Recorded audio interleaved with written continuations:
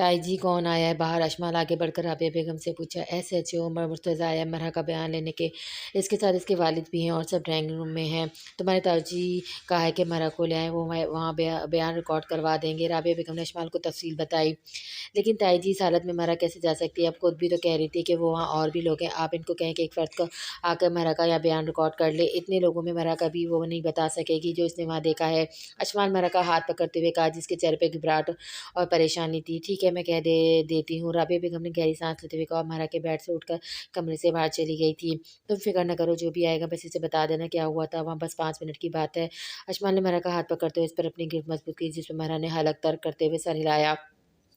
थोड़ी देर बाद ही कमरे का दरवाज़ा नॉक हुआ और साथ ही राबिया बेगम के साथ मुर्तज़ा कमरे में दाखिल हुआ। आज पहली बार Murtaza Rana house police uniform में आया था। मुर्तज़ा के अंदर आती मरहा की नज़र मुर्तज़ा पे पड़ते इसकी कमर पे लगी ब्लेड पे पड़ी, जहाँ मुर्तज़ा ने पिस्टल लगाई हुई थी। पिस्टल को देखते मरहा ने फ़ौरन अपनी आंखें मीच ली थी। मुर्तज़ा जो मरहा की तरफ देख रहा था, इसकी नज़र का तयन करते उसने अपनी कमर की तरफ देखा। 1 मिनट में आता हूँ, मुर्तज़ा ये कह के कमरे से बाहर चला गया था। थोड़ी देर बाद ही जब दोबारा कमरे में आया तो इसकी कमर पिस्टल पर नहीं थी। इधर आ जाओ मुर्तज़ा बेटा, राबिया बेगम ने कुर्सी आगे करते हुए कहा, जो मरहा के बेड से थोड़ा पीछे थी। शुक्रिया मुर्तज़ा, ये कहते हुए कुर्सी पर बैठ गया था। मिस मरहा, आप शुरू से लेकर जो कुछ हुआ वो तफसील से बता दें, डरने और घबराने वाली कोई बात नहीं। मुर्तज़ा ने नरम लहजे में कहा। वो मरहा को देख चुका था जो इसकी हालत थी। मुर्तज़ा के कहने पर राबिया बेगम ने आक्रोश से इशारा करते मरहा को बोलने का कहा, जिसे मरहा ने अपने साथ जो कुछ हुआ वहाँ सब आस्ता आस्ता बताई थी। साथ ही मरहा ने अशमाल का हाथ मजबूती से पकड़ा हुआ था। वो जैसे जैसे बताई थी अशमाल के हाथ को मजीद मजबूती से पकड़ रही थी। मुर्तज़ा मरहा के बयान को रिकॉर्ड भी करता साथ साथ लिख भी रहा था। बयान लिखते हुए मुर्तज़ा बार-बार मरहा के हाथों को देखा था। मरहा ने मुश्किल से अपने आप पे काबू रखा था, इसका अंदाज़ा मुर्तज़ा को हो रहा था। बयान लिखते हुए मुर्तज़ा ने जब नज़र उठाकर मरहा की तरफ देखा तो उसके खुले बाल माथे पर बंदी पट्टी से निकलकर मरहा की आँखों में जा रहे थे। मरहा बयान देने में इतनी कन्फ्यूज़ थी कि इसे एहसास नहीं हो रहा था कि वो अब के बाल मुर्तज़ा के कहने पर अशफ़ा ने फ़ौरन मुर्तज़ा की तरफ देखा। मरहा भी बोलते हुए रुक गई थी। क्या मतलब? अशफ़ा फ़ौरन बोली, वो मेरा कहने का मतलब है कि मिस मरहा सर की पट्टी उतर रही है। मुर्तज़ा ने फ़ौरन बात को कवर करते हुए कहा, जिस पर अशमाल ने मरहा की तरफ देखा तो इसके सर की पट्टी ढीली हुई थी, जिस पर अशमाल ने मरहा की सर की पट्टी को ठीक करते हुए इसके बालों को भी माथे और आँखों से पीछे किया था। 10 से 12 मिनट में मरहा ने अपना बयान रिकॉर्ड करवाया था। शुक्रिया, बयान मुकम्मल हो गया, मैं अब चलता हूँ। मुर्तज़ा ये कहकर कुर्सी से उठ गया था। उम्मीद है कि अब मरहा को दोबारा कोई बयान देने की ज़रूरत नहीं पड़ेगी या पुलिस स्टेशन आने की। अशमान ने लफ्ज़ों को दबाते हुए कहा, जिसे मुर्तज़ा ने अपने आबरू ऊपरू किए थे। जी बिल्कुल, आप फ़िक्र न करें, ऐसा कुछ नहीं होगा। मुर्तज़ा ने बात करते हुए एक नज़र मरहा पर डाली, जिसका रंग पीला पड़ा हुआ था और होंठ खुश्क हो रहे थे। ये देखते हुए मुर्तज़ा जल्दी से कमरे से बाहर आ गया था। लो पानी पियो। अशमाल ने मरहा के हाथ से जब अपना हाथ अलग किया तो वहाँ सुर्ख निशान पड़े हुए थे, जिसमें अशमाल ने गुस्से से बाहर कमरे की दरवाजे की तरफ देखा। अशमाल को मुर्तज़ा पर और हसन पर गुस्सा आ रहा था कि वे सब चीज़ जानते हुए भी मरहा की इस हालत में नहीं है, फिर भी इसे बयान लेने आ गए थे।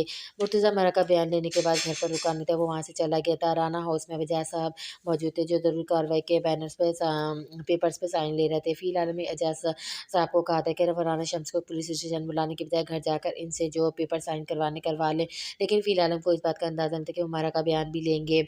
अब मुझे इजाज़त दें शम्स, आप बेफ़िक्र रहें, इन दोनों लड़कों की वजह से आपको अब कोई परेशानी नहीं होगी, क्योंकि अभी तक इनके घरवालों ने हमसे राब्ता नहीं किया। अगर कोई अपडेट होती है तो मैं मुर्तज़ा को कह दूँगा, वो आपको बता देगी। एजाज़ साहब ने ये कहते हुए राना शम्स और हसन से इजाज़त लिए घर से बाहर निकल आ गया था। चलो शुक्र है, ये मामला फ़िलहाल ख़त्म हुआ। राना शम्स ने गहरी साँस लेते हुए कहा, जी बाबा जान, मैं मरहा को देख लूँगा, इसे किसी चीज़ की ज़रूरत तो नहीं है। हसन ये कहते हुए मरहा के कमरे की तरफ चला गया था। अरम अशमाल के बताए हुए हिंट की वजह से इसी वक़्त कश्मीर के लिए निकल गया था। एक वही जगह थी जहाँ फ़ील आलम मौजूद हो सकता था, वही घर जहाँ फ़ील आलम की दादी ने फ़ील आलम को सबकी बातों से बचने के लिए वहाँ ले गई थी। दोपहर के 2 बजे थे जब अरम टूटी-फूटी सड़कों पे से गाड़ी चलाता हुआ घर पहुँचा था।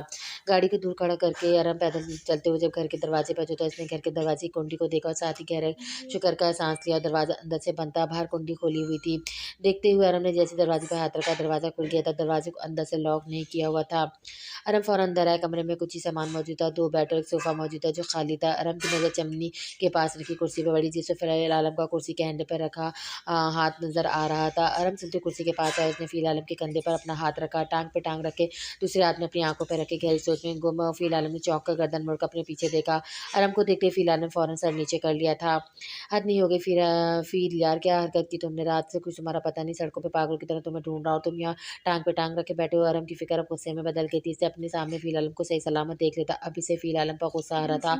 अरम की बातों फ़ील आलम खामोश रहा। तुम बोल क्यों नहीं रहे? कहाँ थे सारी रात और यहाँ क्या लेने आए हो? तुम्हें पता भी है कि तुम्हारी वजह से हमारी क्या हालत हो गई थी?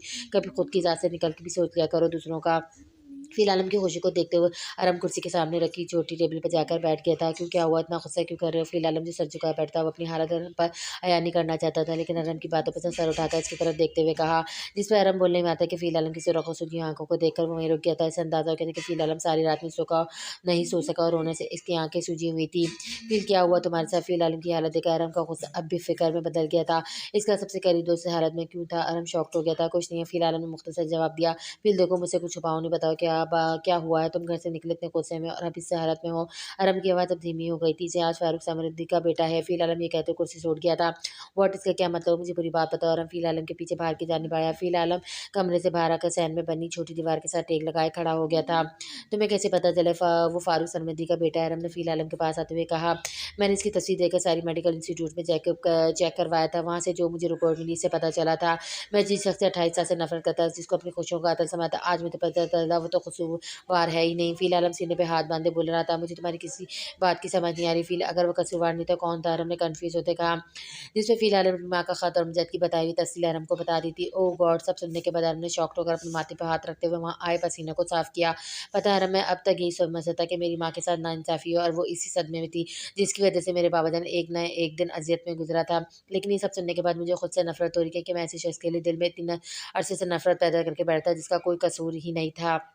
इससे अपनी राह चुननी थी और मोहब्बत में ज़बरदस्ती के रिश्ते नहीं बनते। जो आपका अपना है वो कभी आपको छोड़कर नहीं जा सकता था, लेकिन ये बात मेरी माँ ना समझ सकी और अपने साथ-साथ बहुत सी ज़िंदगी को भी मौत के मुँह ले गई थी।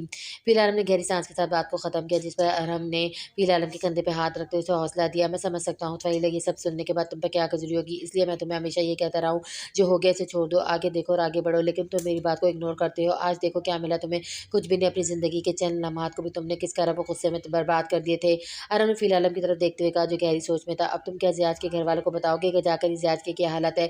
इसके घर का तो पता चल गया है ना? अरब ने बात को आगे बढ़ाते हुए कहा, नहीं मैं वहाँ नहीं जा सकता और ना ही ज़ियाज को वहाँ भेज सकता हूँ। फिलहाल मैं अरब की तरफ रुख करते हुए कहा, लेकिन क्यों? फारूक सरमदी के अलावा ज़ियाज की माँ परेशान होगी। ज़ियाज के लिए अरहम ने हैरत से कहा, वहाँ कोई ऐसा है जिसका मैं सामना नहीं करना चाहता, और रही बात ज़ियाज की माँ की तो वो इस दुनिया में नहीं है। फ़िल आलम की बात पे अरहम जल्दी चौंक गया था। Oh my God! ज़ियाज के लिए बुरा महसूस हो रहा था, लेकिन कौन है जिसका तुम सामना नहीं करना चाहते? अरहम ने दोबारा पूछा। तहमीना खाला। फ़िल आलम की बात पर अरहम का तहमी रंग ही उड़ गया था। तुम्हारी खाला ज़ियाद के घर क्या कर रही है? अरहम ने हैरत भरे लहजे में कहा। बहुत से सवाल अभी बाकी हैं अरहम, जिनके जवाब मुझे ढूँढने, तुम मेरा काम कर दो। फ़िल आलम अरहम की तरफ देखते हुए हाँ बोला। 28 साल पहले एक प्राइवेट स्कूल में जीनिया नाम की औरत की मौत हुई थी, जिसकी रिपोर्ट के मुताबिक इसका सांस बंद होने से मौत हुई थी। वहाँ इस वक्त कौन कौन सा स्टाफ मौजूद था, सब मुझे तफसील चाहिए। फिलहाल मैं नॉर्मल का बात कर रहा था। ठीक है, मैं पता करवा दूंगा, लेकिन सब तुम क्यों कर रहे हो? अरब ने हैरत से कहा, किसी का कर्ज चुकाना है मुझे। फिर आलम ये कहते कमरे की तरफ चला गया था। उफ मेरे अल्लाह, मेरे दोस्त की ज़िंदगी में ये मुश्किलात कम कर दे, कब खुशी आएगी इसकी ज़िंदगी में। अरहम ने गहरा सांस लिए कमरे की तरफ चला गया। शाम को दोनों घर की तरफ रवाना हो गए थे। फिर आलम की गाड़ी ज़ियाद के फ्लैट के सामने खड़ी थी। ख़त और डायरी पढ़ने के बाद फिर आलम को अपने अंदर इतनी घुटन महसूस हो रही थी कि इसका गाड़ी ड्राइव करना मुश्किल था। बस के सफ़र करते हुए बगैर सोचे समझे कश्मीर पहुँच गए थे। वहाँ की ताज़ा हवा ने फिर आलम के अंदर की घुटन को कुछ बेहतर किया था। सारी रात सब कुछ सोचने के बाद वो जिस नतीजे पे पहुँचा था, इस्लामाबाद पहुंचकर इसने सबसे पहले वही काम करना था। अरहम गाड़ी ड्राइव करता हुआ फिर आलम का रुख गाड़ी की विंडो की तरफ था। आज अरहम ने एक बार फिर आलम के अंदर वो खामोशी देख रहा था जो इस्माइल के आने से पहले थी। अरहम खुश था कि इस्माइल ने फिर आलम की ज़िंदगी को बदल दिया, लेकिन अभी सूरत हाल को देखते अरहम खुद परेशान हो गया था। रात के 10 बजे दोनों घर आ गए थे। अरहम ने गाड़ी गैरेज में खड़ी कर दी थी। बीजान दरवाजे पे नजर जमाए बैठी थी। जैसे दरवाज़ा खुला, बीजान फ़ौरन उठ खड़ी हुई। इससे पहले बीजान फिर आलम को कुछ ऐसी पूछती, अरहम ने आंखों के इशारे से बीजान को देखा, खामोश रहने का कह दिया। फिर आलम खामोशी से बाजू पे कोट डाले अपने कमरे में चला गया। फिर आलम का मोबाइल अभी कोट की पॉकेट में ऑफ पड़ा था। अभी आप फील से कुछ मत पूछें, सुबह मैं आपको सब बता दूंगा। अरम ने बीजान के पास आते हुए कहा, ठीक है, बस तुम ख्याल रखना कहीं फिर ना बगैर बताए चला जाए, दिल डूबरा जाता है मेरा। बीजान ने परेशानी से कहा, जिस पे अरम ने बीजान के कंधे पे हाथ रखते उन्हें हौसला दिया।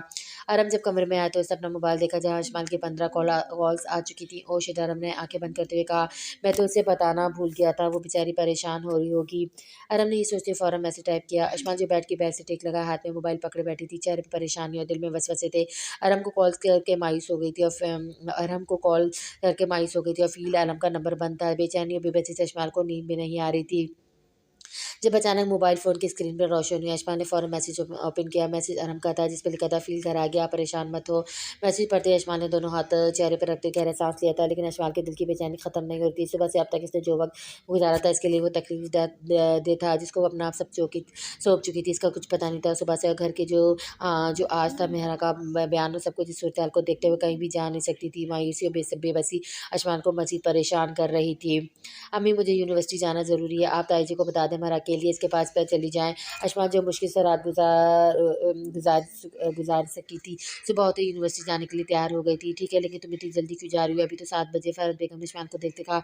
अम्मी, बस से जाऊँगी, इसलिए अशफाक ने बैग में मोबाइल रखते हुए कहा। ठीक है, ध्यान से जाना। फ़रहत बेगम ने अशफाक को कहा, जिस पर अशफाक ने हल्की सी मुस्कुराहट दी और बाहर गेट की तरफ चली गई।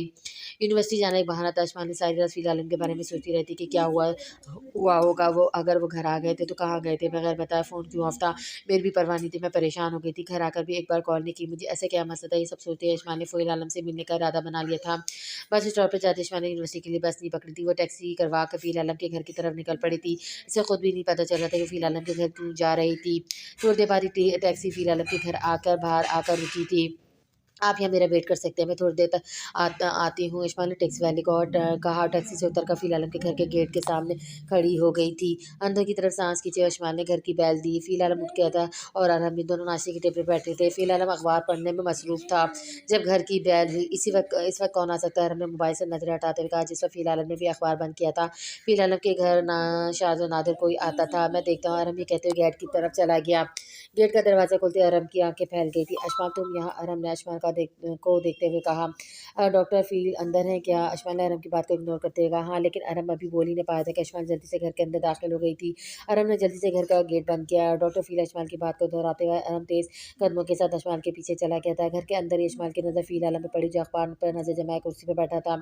फ़ील आलम को देखते अशफाक के वजूद में सर लहर दौड़ गई थी, लेकिन साथ ही वो सारे गिले शिकवे भी याद आ गए थे। कमाल है, आप यहाँ अखबार पढ़ रहे हैं और आपको परवाह नहीं कौन किस हाल में। अशफाक की आवाज़ सुनते फ़िल आलम जो अखबार पढ़ने में मसरूफ़ था, चौंक कर दरवाज़े की तरफ देखा। अशफाक की आवाज़ सुनकर बीजान भी किचन से बाहर आ गई थी। आज बीजान ने घर में अपने अलावा किसी औरत की आवाज़ सुनी थी। अशफाक, आप? फ़िल आलम शौक में खड़ा हुआ। इसे समझ नहीं आता कि अशफाक को बैठने का कहे या इसका बात का जवाब दे। आप क्या समझते हैं खुद को? हाँ, ये ज़िंदगी सिर्फ़ आपकी और कोई नहीं। आपकी ज़िंदगी में जो करे जैसा करे आप, और आपको कोई पूछने वाली। अशफाक आँखें चमकाए बगैर चलती हुई फ़िल आलम के पास आकर खड़ी हो गई थी। अशफाक, आप बैठे, मेरी पहले बात तो सुन लें। फ़िल आलम ने अशफाक के खामोश होते फ़ौरन बोला, नहीं सुननी मैंने आपकी कोई बात और नहीं बैठना मैंने, समझे आप? अशफाक के मुसलसल बोलने पर फ़िल आलम ने बीजान की तरफ देखा, फिर अरहम की तरफ देखा। फ़िल आलम के देखने पर दोनों फ़ौरन अपना मुँह नीचे कर लिया था। अशफाक, आप कुछ ज़्यादा नहीं कर रही? फ़िल आलम ने दोनों की तरफ देखते अशफाक को धीमी आवाज़ में कहा। ओह अच्छा, मैं कुछ ज़्यादा कर रही हूँ, लेकिन आपको अपना कुछ पता है? आपको किसी को बताए बगैर चले जाते हैं, कोई ज़्यादा नहीं हो जाता। चलो मान लें कि आप तन्हाई चाहिए, इसलिए सब कुछ छोड़ कर तन्हाई के लिए रास्ते जंगल का रास्ता अख्तियार कर लिया आपने। अशमान ने जैसे जंगल का नाम लिया, फ़िल आलम समेत दोनों ने अशमान की तरफ देखा। अरहम तो बमुश्किल अपनी हँसी को कंट्रोल कर पाया था। जंगल किसने कहा? मैं जंगल में गया था। फ़िल आलम इस बार बोल पड़ा था। हद है अशमान आपकी भी। फ़िल आलम साँस ख़ारिज करते हुए सीने पर हाथ बाँधे। हाँ, तो जहाँ कोई ना हो वहाँ तो जंगल ही होता है ना, और अगर आप वापस आ गए तो रात को 10 बजे तो कम से कम मुझे एक मैसेज करके बता देते।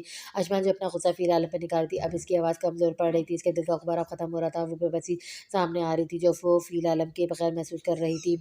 अशमान की इस बात पे फ़िल आलम ने चेहरे पर अफ़सोस लिया। अरहम की तरफ देखा। फ़िल आलम को अंदाज़ा नहीं था कि अरहम ये हरकत भी करेगा। क्या मेरी इतनी भी हिम्मत अहमियत नहीं है कि आपकी ज़िंदगी में क्या मुझे बता सको, अपनी परेशानी अपनी दुःख बाँट सको मेरे साथ? अशमान के आपके अल्फ़ाज़ को शर्मिंदा करते हुए अशमान की आवाज़ भर आई हुई थी। अशमान, आप बैठो, मैं बताता हूँ, जैसा आप समझ रही हैं वैसा नहीं है। फ़िल ने कुर्सी की तरफ इशारा करते हुए फिर अशमान को देखा। नहीं, मैं बैठने नहीं आई, बस ये मालूम करने आई थी कि आप ठीक हैं, और मुझे ये भी अंदाज़ा हो गया कि आपके लिए मैं कितनी अहम हूँ। अशमान ने बात करते हुए मुश्किल से अपने आँसू को रोका था, लेकिन फ़िल आलम ने अशमान की आँखों की नमी को देख लिया था। प्लीज़ अशमान, फ़िल आलम ने बेबसी से कहा। अशमान की आँखों में आँसू देखकर वो खुद भी तड़प जाता था। मुझे तसल्ली हो गया, मैं चलती हूँ। अशमान ने कहकर तेज़ कदमों के साथ घर के बाहर के दरवाज़े की तरफ बढ़ी थी। रुको अशमान, मेरी बात तो सुन लो प्लीज़। फ़िल आलम भी अशमान के पीछे तेज़ी से गया। तभी तुम्हें बाद में पूछता हूँ। अरहम से दरवाज़े के पास खड़े अरहम को फ़िल आलम ने जाते हुए कहा, जिस पर अरहम ने अपने हाथ खड़े करते हुए अंदर की तरफ गया था। वो वापस नहीं आएगी, जितना से फ़ील पर गुस्सा था। बीजान ने अरहम की तरफ देखते कहा, जो अब नाश्ते की टेबल के पास आकर बैठ गया था। आप बेफ़िक्र हो जाए बीजान, फ़ील आयुष्मान को ऐसे नहीं जाने देगा। वो आज के बाद फ़ील भी ऐसे दोबारा गायब नहीं होगा। शर्त लगा ले मुझे। अरहम ने मुस्कुराते हुए बीजान की तरफ देखा, जो अभी भी हैरत में खड़ी थी। इसने जो अपनी आँखों से देखा था, बीजान को यकीन नहीं आता कि ये वही फ़ील आलम है, जिसके गुस्से के आगे वो साँस भी नहीं ले सकता था। अशमाल रुक जाओ, फ़िलहाल हम जाती टैक्सी के दरवाजे पे हाथ रखते हुए अशमाल को रोका, जो टैक्सी का दरवाज़ा खुलकर उसमें बैठने वाली थी। मुझे जाने दे, मैं अपनी मर्ज़ी के मालिक हूँ। अशमाल ने दरवाजे पे हाथ रखते हुए फ़िलहाल की आंखों में देखते हुए कहा, नहीं, मैं ऐसे आपको नहीं जाने दे सकता जब तक आप मेरी पूरी बात नहीं सुन लेती। फ़िलहाल ने दरवाजे को मज़ीद अपनी तरफ खींचा, जो अशमाल और फ़िलहाल से छुड़ाने के लिए ज़ोर लगा रही थी। अब गाड़ी स्टार्ट करें। अशमाल ने फ़िलहाल की बात को इग्नोर करते हुए टैक्सी ड्राइवर को झुककर कहा, लेकिन वो खुद टैक्सी के दरवाजे के पास खड़ी थी, जिस पर टैक्सी ड्राइवर ने गर्दन निकालकर बाहर दोनों की तरफ देखा। गाड़ी नहीं चलानी आपने, ओके? फ़िलहाल गर्दन मोड़कर ड्राइवर को सख्ती से कहा, जिस पर ड्राइवर ने वहीं हाथ रोक लिया था। अशमाल, आप मुझे ज़बरदस्ती में मजबूर कर रही हैं, और आते-जाते लोग देख रहे हैं। फ़िलहाल बाहर मेन सड़क की तरफ देखा, जहाँ से गुज़रते लोग एक नज़र इन दोनों पर डालते जा रहे थे, और ये आप भी जानती कि मैं ऐसे आपको यहाँ से जाने नहीं दूँगा। फ़िलहाल की बात पर अशमाल ने तिरछी निगाह से अपनी जानिब देखा, जहाँ बाकी लोग इन्हें देख रहे थे। मैं नहीं रुकूँगी, मैंने कह दिया बस। अशमाल ने आँखें सिकुड़ते फ़िलहाल की और इनके लोगों की परवाह किए बगैर फ़िलहाल की आँखों में आँखें डालकर कहा, जिससे फ़ील ने अपने गुस्से को ज़ब्त करते हुए गहरी साँस ली।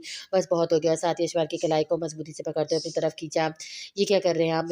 मेरे कलाई छोड़े, मुझे दर्द हो रहा है। अशमाल फ़िलहाल के हाथ को मज़बूत गिरफ्त को सह नहीं पा रही थी। ये तो अब होगा जब आप मेरी बात नहीं मानेंगे। आपको आराम से तो बात समझ में नहीं आती, अब चलें मेरे साथ, नहीं तो यहाँ वो होगा जो आपने सोचा भी नहीं होगा। फ़िलहाल के माथे पे बल पड़ गए थे। अशमाल ने गुस्से से अपने दाँतों को चबाया, और फ़िलहाल के गुस्से को देखते हुए चेक कर गई थी।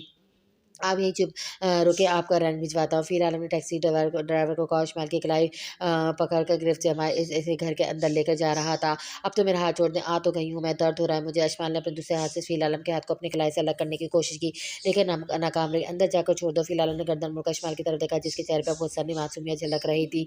घर के दरवाजे के अंदर आकर फ़िलहाल ने इस्माइल का हाथ छोड़ दिया था। चलें। फ़िलहाल ने इस्माइल को आगे जाने का कहा। नहीं, आप चलें पहले। इस्माइल जो अंदर बोल रही थी, अब सबका सामना करने से कतरा रही थी, साथ-साथ अपनी कलाई को दबा रही थी। मैं आगे चलूँ तो फिर वापस चली जाएँगी, इसलिए खामोशी से आगे चले। फ़िलहाल हमने ट्राउज़र की पॉकेट में हाथ डालते हुए आँखों के इशारे से अशमाल को अंदर जाने का कहा। अशमाल आँखें सिकुड़ते होठों को दबाते हुए अंदर की तरफ जाने पड़ गई थी।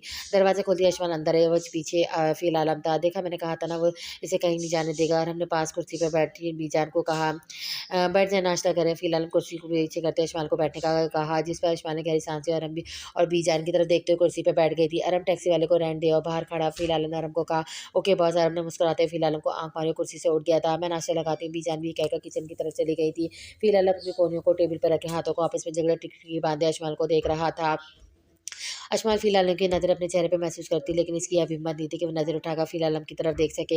ये सब क्या था अशमाल? मैंने आज से एक अलग ही अशमाल देखी है। फ़िलहाल ने खामोशी तोड़ते हुए अशमाल को देखा। जब आपके नज़दीक मेरी कोई अहमियत नहीं है, तो आपको इससे क्या फ़र्क पड़ता है कि मैं कौन से अशमाल हूँ, कौन-सी नहीं? अशमाल ने सर झुकाए फ़िलहाल को जवाब दे देता, मेरी तरफ देखकर बात कर रहे हैं। फ़िलहाल मैं आगे बढ़कर अशमाल की ठोड़ी को पकड़ते उसका चेहरा ऊपर किया था।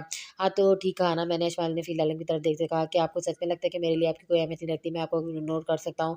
हाँ, बोले। फ़िलहाल उनकी आवाज़ पे मिठास थी, वही मिठास, वो प्यार जिसको महसूस करते अशमाल हमेशा खुद को भूल जाती थी। दे आया हूँ रैंडी से पहले अशमाल कुछ कहती, अरम अंदर आ गया था। वैसे अशमाल, तुम बहुत ग्रेट हो, बस ये ना पूछना क्यों कहा मैंने? अरम ने कुर्सी पर बैठते हुए कहा, जिस पर अशमाल ने शर्म से सर झुका लिया था। लो बेटा, नाश्ता भी तैयार है। बीजा ने नाश्ता लगाते हुए कहा, नहीं, मैं नाश्ता करके आई हूँ, आप प्लीज़ मेरे आगे ऐसे नाश्ता मत रखिएगा, मुझे अच्छा नहीं लग रहा। बीजान का अशमाल को नाश्ता सर्व करते अशमाल को अच्छा नहीं लग रहा था। कोई बात नहीं अशमाल, ये भी तुम्हारी अम्मी जान की तरह है। अरम ने बीजान की तरफ देखते कहा, अरम ठीक कह रहा है, तुम मेरी बेटी जैसी हो, आराम से नाश्ता करो, तुम्हारे जैसे साफ चल रहा है कि तुमने रात से कुछ नहीं खाया। बीजान किस तरह कहने पे अशमाल ने चौंकर बीजान की तरफ देखा। बीजान की बात पे फ़िल आलम के चेहरे पे हल्की सी मुस्कुराहट आ गई थी, जिसे हाथ रखकर छुपा लिया था। देखा तुमने, फ़ील ये हुनर बीजान से मिला है। अरहम ने ब्रेड का निवाला लेते हुए अशमाल की तरफ देखकर कहा। अरब तो परेशान हो गए। फ़िल आलम को अरब पर पहले बहुत गुस्सा था, जिसने अजमल को बिना सोचे समझे बताया, ये जानते हुए भी कि इसके घर में पहले से परेशानी थी। मैं अब चुप हूँ। अरब ने अपने होठों पर ज़िप का निशान बनाते हुए कहा, और मुस्कुराते हुए नाश्ता करने लग गया था। अशमा बाबूशी चाय का कप पी सकी, गुस्सा दूर हो जाने के बाद इसे परेशानी थी कि फ़िल आलम ने ऐसा क्यों किया था, क्या वजह थी जो फ़िल आलम को इस तरह सब लोग से अलग ले गई थी। अरब अब नाश्ता करके अपने ऑफ़िस जाने के लिए तैयार होने चला गया था। फ़िल आलम ने अशमाल की तरफ देखा, जो चाय के कप पे अपनी उँगली से गोल-गोल दायरे बना रही थी। मेरे साथ आइए। फ़िल आलम ने अशमाल को बाहर लॉन में आने का कहा। अशमाल बगैर कुछ कहे फ़िल आलम के साथ लॉन में चली गई थी। अब बताइए, क्या पूछना है आपने मुझसे? जो पूछना है पूछ लें, ताकि आपको ये तसल्ली हो जाए कि आपकी अहमियत क्या अहमियत नहीं। फ़िल आलम की बात पे अशमाल को शर्मिंदगी महसूस हुई, लेकिन वो सब जाने बगैर सुकून से बैठने वाली नहीं थी। अशमाल ने फ़िल आलम की बात सुनकर अपने हवा से उड़ते बालों को कानों के पीछे करते हुए बोली, आज तक आपने जो मुझे बताया वो सब जानना है। मुझे आपकी ज़िंदगी में और मैं के बारे में जानना है। ऐसा क्या हुआ जो आप यूँ सबके बगैर परवाह किए बगैर चले गए थे? आपको कभी मैंने मुस्कुराते नहीं देखा, कभी किसी के साथ फ्री होकर बातें करते नहीं देखा। ऐसा क्यों हुआ? वो सब मुझे जानना है। अशमाल ने फ़िल आलम की आँखों में देखते कहा, जो इसके एक लफ्ज़ को गौर से सुन रहा था। ठीक है, फिर आलम ने गहरा साँस लिया और 2 कदम आगे बढ़ाए और इस्माइल का हाथ पकड़ा। सब बताने से पहले एक बात मैं आपको बता दूँ कि आप मेरे लिए सबसे ज़्यादा अहमियत रखती हैं। मेरी ज़िंदगी में आप पहली और आखिरी होंगी जिसको मैंने अपने दिल में जगह दी थी। आइंदा कभी भी ये मत कहना कि मेरी ज़िंदगी में आपकी कोई अहमियत नहीं। मैं जहाँ भी चला जाऊँ, जितना दूर चला जाऊँ, रहूँगा आपका ही। फिर आलम का इस्माइल का हाथ पकड़े, दूसरे हाथ का पहली उँगली से इस्माइल के बालों को इसके चेहरे से पीछे करता, जो बार-बार हवा से उड़कर इस्माइल के गालों को छू रहे थे। फिर आलम के प्यार भरे लफ्ज़ों में जैसे छुपे इन जज़्बात को इस्माइल महसूस कर सकती थी, जो चीख-चीख कर फिर आलम की एक मोहब्बत की गवाही दे रहे थे। अजमल, आपको पता है माँ की गोद का सुकून क्या होता है, आप तो अच्छे से जानते होंगे, लेकिन ये मुझे आज तक नहीं पता चला। मैं कभी अपनी माँ की गोद में सर रख कर नहीं सोया और ना ही मुझे कभी अपनी माँ की गोद मुयस्सर हुई थी। 12 साल में इस सुकून को तरसता रहा जो माँ के पास इसकी गोद में मिलता है। इस एहसास से महरूम रहा जो एक माँ अपने बच्चों को देती है, वो अपनाइत, वो मोहब्बत सब मेरे लिए बस एक ख्वाब था जिसकी ताबीर पाने पहले ही मेरी माँ इस दुनिया से चली गई थी। और मेरे बाबा जान जो मेरी माँ से बेहद मोहब्बत करते थे, वो इस सदमा बर्दाश्त नहीं कर सके, वो भी इसी दिन मुझे छोड़कर चले गए थे। मैं हमेशा एक गलतफ़हमी में जीता रहा, जो सच में गलतफ़हमी थी, वो कल रात में मेरी गलतफ़हमी भी दूर हो गई थी। फिर आलम का इस्माइल का हाथ पकड़ते उसे सब बताया था। इस्माइल का वजह सर्द पड़ रहा था, वो सब सुन रही थी। अगर वो फिर आलम की जगह होती तो शायद पागल हो चुकी थी, या वो फिर अपने माँ-बाप के साथ इस दुनिया से जा चुकी होती। फिर आलम ने इस्माइल को कल रात के बारे में सब बता दिया। 28 साल पहले से लेकर इस खत तक सब बता दिया, जिससे इस्माइल मुतमईन हो जाती। लेकिन फिर आलम ज़ियाद के बारे में फिर भी ना बता सका, और सब बातें करके वो कर्ब और इल्ज़ाम जो उसकी माँ पे लगे थे, वो सब नहीं बता पाया था। वो था भी ऐसा अपने अंदर की उदासी, जैसे वो कैसे अपनी मोहब्बत को उदास कर सकता था। अपनी बात मुकम्मल करते हुए फिर आलम खामोश हो गया था। आई एम सॉरी, इस्माइल ने अपना दुसरा हाथ फिर आलम के हाथ में रखा। मैं शर्मिंदा हूँ, मुझे नहीं मालूम था कि आप इस्माइल के पास अब अल्फाज नहीं थे कि वो फिर आलम को दिलासा दे सके और अपनी हरकत पे माफ़ी माँग सके। नहीं, आपको शर्मिंदा होने की ज़रूरत नहीं है, ना ही माफ़ी माँगने की। ये मेरी गलती है, मुझे आपको सबसे पहले बताना चाहिए था। फिर आलम ने इस्माइल के झुके सर को ऊपर करते हुए कहा, लेकिन वो जो मैंने अभी कुछ देर पहले कहा, अंदर आकर इस्माइल ने हिचकिचाहट से बोल नहीं पा रही थी। भूल जाएँ, इसे हर एक्शन का रिएक्शन तो होता ना, आपको मालूम नहीं था और मैंने आपको बताया नहीं था, तो ये सब कुछ तो होना था। और वैसे भी अब तो ये हक रखती है मुझ पर गुस्सा निकाल सकें, बोल सकें, प्यार दे सकें। जो इख्तियार मैंने आपको दिया वो सबको थोड़ी दिया है। ऐसे ही जो मोहब्बत जो आपसे हर किसी से नहीं हो सकती, तो आप परेशान ना हो और अब मुस्कुरा दें ताकि मुझे सुकून मिले। फिर आलम अशमाल के बालों को मुसलसल अपने हाथों से सुलझा रहा था। अशमाल फिर आलम की मोहब्बत की इद्दत को महसूस करते इसके गाल सुरख पड़ रहे थे, इसके चेहरे पर मुस्कुराहट आ गई थी। चले, मैं यूनिवर्सिटी जा रहा हूँ, आप भी मेरे साथ चलें। फिलहाल में गहरे सांस लेते बात को ख़त्म करते हुए अंदाज में कहा, नहीं, मैं यूनिवर्सिटी नहीं जाना। अशमाल ने अपने जज्बात को और अपने दिल की धड़कन को कंट्रोल करते हुए कहा, जो फिर आलम की बातों से अशमाल के कंट्रोल पर से बाहर हो रही थी। क्यों यूनिवर्सिटी क्यों नहीं जाना, आपके फाइनल एग्जाम शुरू होने वाले। फिलहाल आलम ने हैरत से कहा, मरियम की मरहा की तबीयत ठीक नहीं है, इसलिए मैं बस आपसे मिलने आ गई थी, अब घर जाऊँगी। अशमाल का लहजा थका हुआ था। मरहा को क्या हुआ, वो तो ठीक थी, जब अस्पताल से गई थी कि अब मेडिसिन नहीं ले रही। फिर आलम को बात मिल गई थी जिससे अशमाल भी नॉर्मल कर सकता था, वो खुद भी सारी सूरत को कंट्रोल कर सकता था। हाँ, वो बेहतर है, लेकिन कल सुबह ही पुलिस ने इससे बयान लिया जिससे इसकी तबीयत फिर ख़राब हो गई थी। यशपाल ने बताया नहीं पर फिलहाल ने अफ़सोस में सर हिलाया। इतनी बड़ी बेवकूफ़ी, मुझे अंदाज़ा नहीं था कि एजाज़ साहब ये करेंगे। चलिए मैं कुछ करता हूँ, आप अंदर चल के बैठे, मैं 5 मिनट में रेडी को रहता हूँ, फिर आपको घर छोड़ दूँगा। फिलहाल ने यशपाल के कंधों से हाँ पकड़ते हुए कहा, जी यशपाल, आप कोई मज़ीद बात नहीं करना चाहती जिससे फिलहाल को परेशानी होती, इसलिए वो खामोशी से फिलहाल की बात मानकर अंदर दोबारा चली गई थी। अब यहाँ बैठ जाएँ। फिलहाल ने टीवी लॉन्च की तरफ इशारा करते हुए कहा, खुद कमरे में चला गया था। थोड़ी देर बाद जब फिर आलम तैयार होकर बाहर आते, सामने टीवी लॉन्च पे अशमाल के साथ बीजान और अरम बैठे हुए थे और साथों में मसरूफ थे। अशमाल के चेहरे पर मुस्कुराहट थी और बीजान भी मुस्कुरा रही थी। अरम अपनी बातों से दोनों को हंसाने पर लगा हुआ था, शायद इसे ही फैमिली कहते हैं। फिर आलम ने पैंट की पॉकेट में हाथ डालते हुए हल्की सी मुस्कुराहट के साथ कहा, अशमाल को घर छोड़ने के बाद फिर आलम यूनिवर्सिटी जाने की वजह अस्पताल चला गया था। क्या कंडीशन है जियाज की? फिर आलम ने जियाज की फाइल खोलते जियाज पर नजर डाली, पहले से बहुत बेहतर है। नर्स बता रही कि रात को जियाज ने तो थोड़ी मूवमेंट की थी। डॉक्टर असद ने फिर आलम को बताते हुए कहा, गुड, इसकी फाइल के मुताबिक सब ठीक है, ज़ियाद को शाम तक होश आ जाना चाहिए, नहीं तो ये कोमे में भी जा सकता है। फिर आलम ने आगे बढ़कर ज़ियाद की आंखों में देखा, मुझे भी यही उम्मीद है, इसे शाम तक होश आ जाएगा। डॉक्टर असद ने भी फिर आलम को के साथ इत्तफाक करते हुए कहा, डॉक्टर साहब क्या आप मेरा एक काम करेंगे? फिर आलम ने ज़ियाद को चेक करने के बाद अपना रुख डॉक्टर असद की तरफ किया। जी बताइए, आप अपनी ड्यूटी से फ्री होकर मरा के घर चले जाएँ, इसकी तबीयत कुछ ठीक नहीं है, इसे चेक कर लेना, कोई ज़्यादा मसला तो नहीं हुआ। फिर आलम ने डॉक्टर से की तरफ देखते हुए कहा, लेकिन वो यहाँ से ठीक गई थी, मैंने सब चेकअप कर लिया था, इसका अब कैसे तबीयत ख़राब हो गई? मरा की डॉक्टर असद भी हैरान था। चले बाहर, मैं बताता हूँ आपको। फिर आलम एक नज़र ज़ियाद पिटाई पे दोनों कमरे से बाहर आ गए थे। हैरत है मुझे, शम्स आप फिर वैसी गलती कैसे कर सकते हो? मुझे तो समझदार लगते हैं, ऐसे केसेस में तो मरीज़ की ज़िम्मेदारी से कोई नहीं लेता जब तक वो मुकम्मल ठीक ना हो जाए। कम से कम बयान से पहले हमें कॉल तो कर लेते। डॉक्टर असद जो मेहरा का डॉक्टर था, इसने सारा इलाज मेहरा का खुद ही किया था। फिर आलम के पता मैंने सिर्फ सो रहा था। ठीक कह रहे हैं आप, लेकिन मैं इन पर ये परेशानी पहली बार आई, इन्हें नहीं पता होगा, आप जाकर देख लेना मरा को, ठीक है? फिर आलम डॉक्टर असद के कंधे पर हाथ रखते हुए कहा, ठीक है, मैं देख लूँगा। डॉक्टर सर ये कहते हुए अपने वार्ड की तरफ चला गया था। फ़िलहाल हम अपने कमरे में आ गया था। वो 2 रातों से सो नहीं सका था। घर आ जाने के बाद बावजूद फ़िलहाल उनकी आँखों में नींद को से दूर थी। वो खुद को सँभाल नहीं पाया था। सब कुछ ठीक होने का दिखावा करके वो खुद अंदर से टूट चुका था। कमरे में आते ही फ़िलहाल ने कोट उतार कर सोफ़े पे रखा, खुद भी सोफ़े पे आकर बैठ गया था। अपने हाथों को चेहरे पे रखते हुए उसे गर्दन तक ले गया था, जहाँ फ़िलहाल को शदीद दर्द था। अपने गर्दन के पिछले हिस्से को दबाते हुए फ़िलहाल ने सोफ़े के साथ टेक लगाई ली थी। तुम्हारी खाला ज़ियाज को अभी एक इंजेक्शन देती, जिससे इसकी तबीयत ठीक होने के बावजूद मज़ीद ख़राब हो जाती थी।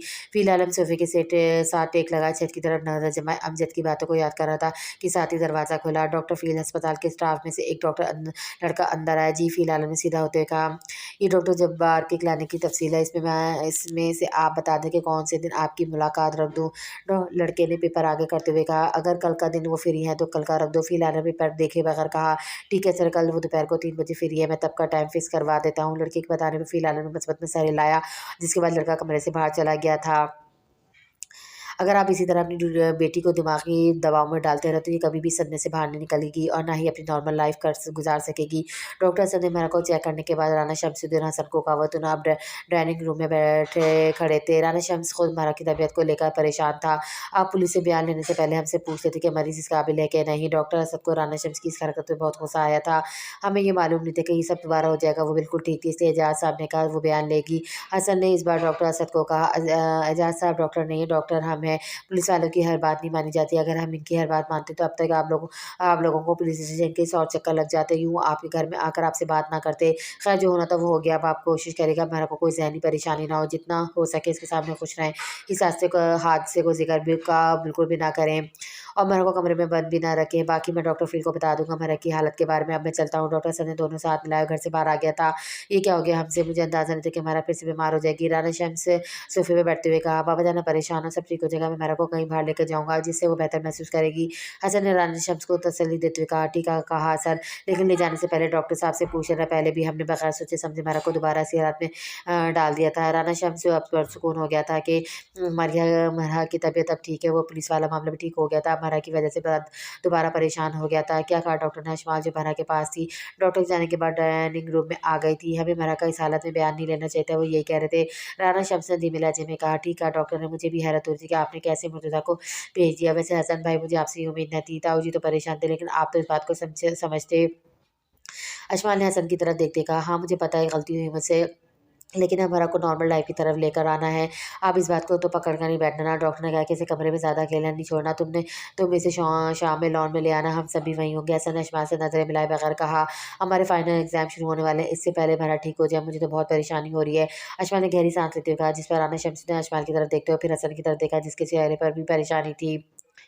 डॉक्टर फिज़ियाज को होश आ गया, अब जल्दी आ जाए। नर्स ने फ़ील आलम के कमरे में आते ही कहा। फ़ील आलम जो फाइलें चेक करने में मसरूफ़ था। नर्स की बात सुनते फ़ील आलम ने जल्दी से फाइल बंद की और नर्स के साथ ज़ियाज के कमरे की तरफ चला गया था। डॉक्टर असद पहले से वहाँ मौजूद थे। शुक्र है तुम्हें होश आ गया ज़ियाज, डॉक्टर असद ज़ियाज के पास खड़े से कह रहे थे जब फ़ील आलम कमरे में आया था। फ़ील आलम को देखते ज़ियाज के होठों पे हल्की सी मुस्कुराहट आ गई थी, जिसे फ़ील आलम ने महसूस किया था। कैसे हो हीरो? कैसे हो हीरो? तुमने तो किसी मूवी की हीरो की तरह क्या मूवी की हीरो की तरह किया, शाबाश देनी चाहिए। फ़ील आलम ज़ियाद की नब्ज़ देखते हुए कहा, आपके होते हुए मुझे कुछ हो सकता है क्या? ज़ियाद ने धीमी आवाज़ में कहा, ज़्यादा बोलो नहीं, अभी अभी कुछ दिन तुम अस्पताल में रहोगे जब तक ठीक नहीं हो जाते। फ़िलहाल में ज़ियाद की नब्ज़ चेक करने के बाद इत्मीनान महसूस किया था। लेकिन मुझे घर जाना है, घर वाले परेशान होंगे, मैं इतने दिनों से घर नहीं गया। ज़ियाद ने फ़िलहाल की तरफ देखते हुए कहा, जो इसकी तरफ मुसलसल देख रहा था, तुम इसकी फ़िक्र न करो। फ़िलहाल की इस बात पर ज़ियाद ने फ़िलहाल की तरफ हरत से कहा, लेकिन ज़ियाद अभी बोल ही नहीं पाया था कि फ़िलहाल बोल पड़ा, लेकिन कुछ नहीं, अभी खामोश रहो तुम, अब ज़ियाद को अब रूम में शिफ्ट कर दें। फ़िलहाल में ज़ियाद के खामोश रहने का कहकर डॉक्टर सर से कहा, ठीक है मैं अभी करवाता हूँ। डॉक्टर सर के जवाब पे फ़िलहाल ने दोबारा ज़ियाद की तरफ देखा। मैं तुम्हारे पास इलाज को लाना चाहता था, लेकिन तुम मेरी बात भी नहीं सुनी थी। ज़ियाद की इस हालत में कहीं न कहीं तुम्हारा कसूर भी है। फ़िलहाल ज़ियाद की तरफ तो देख तो रहा था, लेकिन इसके कानों में अमजद की बातें गूंज रही थी। डॉक्टर फ़िल आपने कुछ और कहना है क्या? डॉक्टर सर की आवाज़ पर फ़िलहाल हम चौंक गया था। नहीं, मैं अब इमरजेंसी की तरफ जा रहा हूँ, अगर कोई काम हो तो बता देना। फ़िलहाल ने डॉक्टर असद को ये कहते हुए जल्दी से कमरे से बाहर निकल आया था।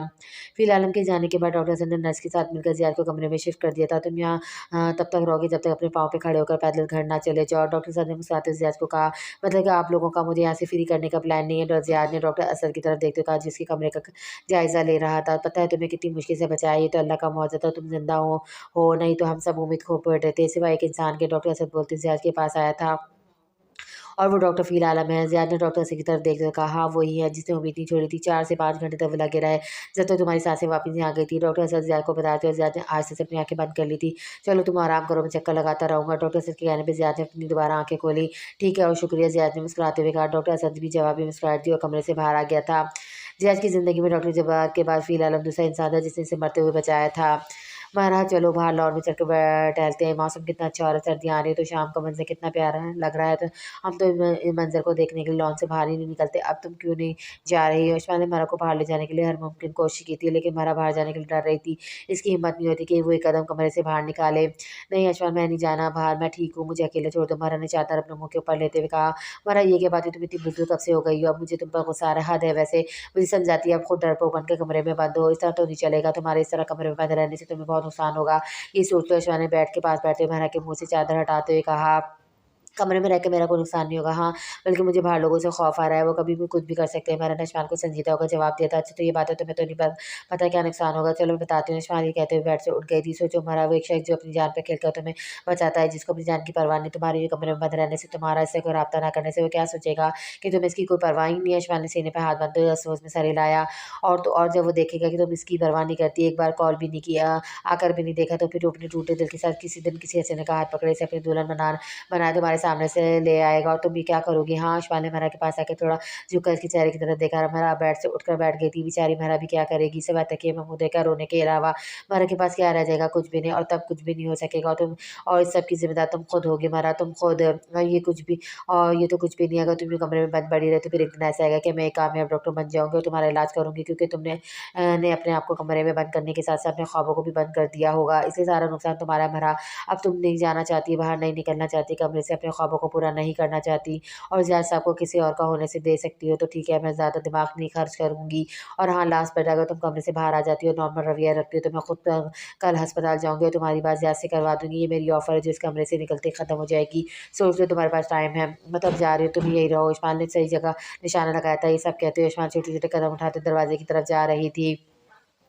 बोल भी दो अमर मल्हार, रोक भी लो मुझे। आसमान जाते हुए दिल-दिल में कहती है। आसमान ने जैसे दरवाजे के हैंडल हैंडल पे हाथ रखा, मल्हार बोल पड़ी, अब तुम मुझे अकेला छोड़ के चली जाओगी, मुझे साथ लेकर नहीं जाओगी? मल्हार के पीछे से आती आवाज़ सुनकर आसमान के चेहरे पे मुस्कुराहट आ गई थी। आसमान फ़ौरन बोली, हाय मेरी जान, लव यू। तुम लड़का होती तो मैं तुमसे शादी करती, फिर कभी भी तुम्हें नहीं छोड़ती। आसमान ने मुस्कुराते हुए आगे बढ़कर मल्हार को गले लगाया, जिससे मल्हार के चेहरे पे भी इतने दिनों के बाद मुस्कुराहट आ गई थी। मैं तुम्हारे कपड़े निकालती हूँ कि आसमान ये कहते हुए अलमारी की तरफ बढ़ी थी। थोड़ी देर बाद ये यशमाला और मरा दोनों लॉन की तरफ आ रही थी। सब वहाँ मौजूद थे। चाय पहले से फ़ारज़ बेगम ने बना रखी थी। मरा को देख के सबके चेहरे पे खुशी की लहर दौड़ गई थी। अब मरा सबके दरमियान बैठ के बातें करती है। यशमाला मरा की तरफ देखते हुए गहरा साँस लिया। शुक्र अदा किया कि इसकी पहली बारी मरा वापस आ गई थी। नाश्ते की टेबल सब मौजूद है। मरा भी सुषमा के साथ नाश्ते की टेबल पे आकर बैठ गई थी। मैं आज यूनिवर्सिटी जाऊँगी, फाइनल एग्ज़ाम शुरू होने वाले हैं तो सारी तफ़सील मालूम करनी है। जल्दी आ जाऊँगी। फिर जब मरा की चोट ठीक हो जाएगी तो तब दोनों एक साथ यूनिवर्सिटी जाएँगे। यशमाल ने नाश्ते की टेबल पर सबको बताया। अशमाल की इस बात में महाराज ने अशमाल की तरफ देखा। वादे के मुताबिक अशमाल ने आज महाराज से इलाज की बात करवानी थी। महरा के सर की चोट अभी ठीक नहीं हुई थी, जिसमें कुछ और दिन लग जाने थे। इसलिए डॉक्टर हसन ने महरा को यूनिवर्सिटी जाने से कुछ दिन के लिए मना किया था। ठीक है हसन, तुम्हें छोड़ आएगा, वापसी में मैं ले आऊँगा। राना शमशाद ने कहा, बाबा जन मैं आ जाऊँगी वापसी में यूनिवर्सिटी के, बस आप कैसे ऑफिस से निकल कर इतनी दूर आएँगे? अशमाल को अब अपना प्लान फ्लॉप होता हुआ नज़र आता है। नहीं, अब मैं कोई और गलती नहीं कर सकता, मैं लेने आ जाऊँगा। राना शमशाद ने साफ जवाब दे दिया था। तो उसका ये मतलब है कि अब आप हमारी सारी ज़िंदगी ऐसी हिफाज़त करते रहेंगे, जब हम डॉक्टर भी बन जाएँगे तब भी? अशमान ने नाश्ता छोड़ दिया था, जिस पर हसन ने अशमान की तरफ देखा। ठीक कह रही है अशमान, जो हो गया उसे भूल जाना चाहिए, ऐसा तो इन दोनों के लिए बहुत मुश्किल हो जाएगा। हसन की बात पर राना शम्स कुछ देर में सोच में पड़ गया था। मैं कल भी गई थी यूनिवर्सिटी और आज आप लोगों के सामने हूँ। अशमान ने ये कहकर सबको हैरान कर दिया था। सबको पता था अशमान हमारा के पास है, सिवाय फरहत बेगम के। ठीक है, हम कुछ और ज़्यादा तैयार कर रहे हैं, इस तरह सारी ज़िंदगी तो नहीं चलेगा, लेकिन तुम दोनों की ज़िम्मेदारी है कि यूनिवर्सिटी पहुँच कर और यूनिवर्सिटी से निकलते घर कॉल कर दोगी। राना शमसुद्दीन जो कुछ सोच रहा था बोला, जी ठीक है ताऊ जी, कोई मसला नहीं है, बल्कि मैं दरिमियान में भी कॉल करती रहूँगी और जब मराठी यूनिवर्सिटी जाना शुरू कर देगी तो वो ऐसा ही करेगी। अशमान ने अपने ताई जी की बात को फ़ौरन मानते हुए गहरा साँस लिया। ठीक है अगर आप सब लोग यही कह रहे हैं तो फिर ध्यान से आना वापसी पर। रेहाना शमशाद ने अशमाल की तरफ फ़िक्रमंद अंदाज़ में कहा। शुक्र है ये मामला भी हल हुआ। अशमाल ने दिल में सोचा, नाश्ते की टेबल से उठ गई थी। चले हसन भाई, अशमाल ने हसन को कहा, जिस पर हसन ने अपना नाश्ता वहीं छूटकर कमरे से गाड़ी की चाबी लेने चला गया था। अशमाल ने जाते हुए मारा को मुस्कुराते हुए आंख मारे हुए बाहर के गेट की तरफ चली गई थी। हसन अशमाल को यूनिवर्सिटी छोड़ देता और खुद अपने कॉलेज के लिए लेट हो रहा था, इसलिए वो अशमाल को छोड़कर फ़ौरन वहाँ से निकल गया था। अशमाल यूनिवर्सिटी तो आ गई थी, लेकिन नीचे जिसका इंतजार था फिर आलम वो यूनिवर्सिटी नहीं आया था। सर में आई कमिंग, अशमाल ने प्रिंसिपल के कमरे का दरवाज़ा नॉक करते अंदर आने की इजाज़त मांगी। जी आइए, प्रिंसिपल ने अशमाल को देखते हुए कहा। सर, वो मैंने मालूम करना था कि सर फ़िल आज आए हैं क्या? इनका लेक्चर तो 11 बजे का था, वो नहीं है, अब 12 बजने वाले हैं। अशमाल सुबह से इंतज़ार करती फ़िल आलम का, लेकिन अब जब लेक्चर का वक्त आया फ़िल आलम की जगह पर किसी और प्रोफेसर ने आकर लेक्चर दिया, तभी अशमाल को बेचैनी लग गई थी। लेकिन आपका तो लेक्चर हो गया, प्रिंसिपल ने अशमाल को जवाब दिया। जी सर, वो तो हो गया, लेकिन मुझे इनसे पिछले लेक्चर चाहिए थे, मैं कुछ दिनों से नहीं आ रही थी, इसलिए आपसे पूछा। ओह अच्छा, आप अशमाल नूर है ना? प्रिंसिपल के जवाब पे अशमाल ने फ़ौरन मस्बत में सिर हिलाया। अशमाल को जाते हुए प्रिंसिपल ने टेबल के दरवाज़े से एक यूएसबी निकाल कर टेबल पर रख दी। मुझे फ़िलहाल साहब ने कहा था कि पिछले लेक्चर बनाकर आपको दे दूँ, ये लें, लेकिन वो क्यों नहीं आए? अशमाल ने यूएसबी पकड़ते हुए कहा, इनको अस्पताल में कुछ काम था, इसलिए वो आज नहीं आए। प्रिंसिपल ये कहकर अपने काम में मसरूफ़ हो गया था। आज ही इनको नहीं आना था। अशमाल ने मुँह में बड़बड़ाते हुए टेबल से यूएसबी उठाई। आपने कुछ कहा? अशमाल की धीमी आवाज़ में प्रिंसिपल ने सर उठाकर अशमाल की तरफ देखा। नहीं सर, बस शुक्रिया, बोला। अशमाल ने फीकी मुस्कुराहट के साथ कहा और कमरे से बाहर आ गई थी। अभी 2 घंटे बाकी हैं यूनिवर्सिटी बंद होने में, क्या करूँ? अशमाल ने कुछ सोचते हुए अपना फ़ोन निकाला और फ़िल आलम को कॉल मिलाती। बेल जा रही थी, लेकिन दूसरी तरफ फ़िल आलम ने कॉल नहीं उठाई थी। मुझे पता था ये कॉल नहीं उठाएँगे, इसलिए तो मैं कॉल ही नहीं करती इन्हें। अशमाल ने ये कहते हुए मोबाइल बैग में डाला और यूनिवर्सिटी के गेट की तरफ चली गई थी। अशमाल ने अस्पताल के बाहर टैक्सी को रोका और इसे रेंट देते हुए टैक्सी बाहर आ गया। अब इसके अलावा और कुछ चारा भी नहीं था। पहली बार यूनिवर्सिटी से इस तरह निकली हो, सब ठीक हो जाए बस। अशमाल ने दिल में सोचते अस्पताल के गेट की तरफ अंदर दाखिल हो गई थी। एक्सक्यूज़ मी, डॉक्टर फ़िल कहाँ होंगे इस वक्त? अशमाल ने रिसेप्शन पे खड़ी लड़की के पास आकर पूछा। वो अपने कमरे में होंगे, लड़की ने जवाब दिया। अगर वो अपने कमरे में ना हुए तो फिर कहाँ होंगे? अशमाल ने वक्त बचाने के लिए दूसरा ऑप्शन भी इस्तेमाल किया। फिर वो राउंड पर होंगे, लड़की ने बताकर अपने गाँव में मसरूफ़ हो गई थी। अच्छा, तो पहले कमरे में देखती हूँ। बेशुमार स्टाफ ब्लॉक की तरफ चली गई। हर कमरे के दरवाजे के बाहर लगी नेम प्लेट को देखते हुए आगे बढ़ रही थी। कहाँ है रूम? अशमाली कहते हुए थोड़ा आगे की थी। इसके दाएं जानिब दरवाजे पे फ़िल आलम के नाम की नेम प्लेट लगी हुई थी। कितना अच्छा लग रहा है ना ये नाम, डॉक्टर फ़िल आलम। मेरा भी एक दिन ऐसा ही नाम लिखा होगा, डॉक्टर अशमाल नूर। अशमाल ये सोच के मुस्कुरा दिया, साथ ही दरवाज़ा नॉक किया, लेकिन अंदर से कोई जवाब ना आया था। अशमाल ने कुछ देर इंतज़ार किया, दोबारा दरवाज़ा नॉक किया, लेकिन फिर जवाब ना आया था। इसके साथ ही अशमाल ने दरवाजे के हैंडल पे हाथ रखते हुए दरवाज़ा खोला। कमरे के अंदर आते अशमाल को अंदर कमरा खाली मिला था। आपको किसने मिलना है? नर्स फ़ील आलम के कमरे में पेशेंट की फाइलें रखने आई थी। अशमाल को यूँ कमरे में देखकर बोली, वो डॉक्टर फ़ील कहाँ है? अशमाल ने नर्स से पूछा। वो इमरजेंसी की तरफ है। नर्स ये कहकर कमरे से बाहर आ गई थी। अब इमरजेंसी जाना पड़ेगा। अशमाल ये कहते हुए कमरे का दरवाज़ा बंद करते हुए इमरजेंसी की तरफ चली गई थी। पूरी इमरजेंसी हॉल को देखने के बाद अशमाल को फ़ील आलम कहीं नज़र नहीं आया था। क्या मुसीबत है, एक इंसान नहीं मिला इस अस्पताल में कोई मरीज़ सैयारा हो गया। अशमाल ने थका कर अपने चारों तरफ देखा। सब चलते-फिरते नज़र आते, बस फ़ील आलम नज़र नहीं आ रहा था। क्या करूँ? अभी घंटा तो ऐसे ही गुज़र गया। अशमाल ने कमर पर हाथ रखते हुए सोचा, इतने सामने से नर्स आ रही थी। अशमाल ने नर्स को देखते फ़ौरन अपने दिल पे हाथ रख लिया था। प्लीज़ मेरी मदद करो, मुझे दिल में दर्द हो रहा है। अशमाल ने थोड़ा झुककर चेहरे पे तकलीफ़ के तासुरात लाकर तो नर्स को कहा, आप जल्दी से यहाँ आएँ, मैं चेक करती हूँ। नर्स ने घबराकर अशमाल को उसके बाजू से पकड़ते इमरजेंसी के बेड पे बिठाया। प्लीज़ आप डॉक्टर फ़िल आलम को जल्दी से बुला दें, वही मेरे डॉक्टर हैं, इन सबको मालूम है मेरी हिस्ट्री का। प्लीज़ वक़्त ज़ाया मत करें। अशमाल ने फ़ौरन नर्स को कहा जो अशमाल का ईसीजी करने वाली थी, वही रख गई थी। जी, मैं भी बुलाती हूँ। नर्स भागती हुई बाहर को चली गई थी। उफ़! ये ठीक हो गया, अब डॉक्टर फिर खुद आएँगे, मैं थक गई हूँ ढूँढ-ढूँढ कर इन्हें। अशमाल ने कहते हुए रिलैक्स होकर बेड पर पीछे की जानिब से अपने हाथ रखे हुए इमरजेंसी के बेड पे लगे पर्दों को देखने लग गई थी। डॉक्टर फ़िल इमरजेंसी में एक पेशेंट आई है, बेड नंबर 5 पे, इसे दिल में दर्द हो रहा है, वो आपकी पेशेंट है, आपको बुला रही है। नर्स ने वार्ड में आते फ़िल आलम को कहा जो पेशेंट की फाइलों को, इनकी कंडीशन को चेक कर रहा था बाकी डॉक्टर्स के साथ। ओके, आप सब देख लें। फ़िल आलम ने बाकी डॉक्टर्स को कहा और तेज़ कदमों के साथ नर्स के साथ चलता हुआ इमरजेंसी की तरफ चला गया था। डॉक्टर फ़िल यहाँ है, पेशेंट। नर्स ने पीछे पर्दा पीछे करते हुए कहा। फिर अशमान जो बेड पे पैसे से टाँगें लटकाए बैठी थी, फ़िलहाल को देखते उठ खड़ी हुई। फ़िलहाल में जैसे अशमाल की तरफ देखा, इसके माथे पे बाल बढ़ गए थे। नर्स भी अशमाल को अब हैरत से देख रही थी। अशमाल अब नॉर्मल देख रही थी। ठीक है, आप चाहें मैं देख लेता हूँ। फ़िलहाल ने नर्स को जाने का कहा। अब अशमाल के चेहरे पे मासूमियत आ गई थी। इसे फ़िलहाल के चेहरे पे गुस्सा नज़र आ गया था।